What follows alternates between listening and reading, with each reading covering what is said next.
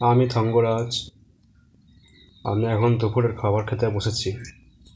দুপুরের খাবার মেনু আমি শেয়ার করছি। আজকে আমাদের দুপুরের খাবারের মেনুতে হয়েছে ভাত, ডাল, আলু ভাজা। ভাত, ডাল আর আলু ভাজা আমাদের আজকে দুপুরের মেনুতে এই কোটাই রয়েছে। আপনারা দেখলেন আমাদের দুপুরের খাবার মেনু।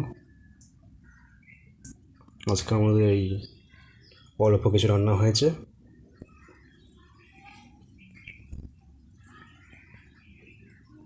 আবার দেখা হবে পরের ভিডিওতে। বাই।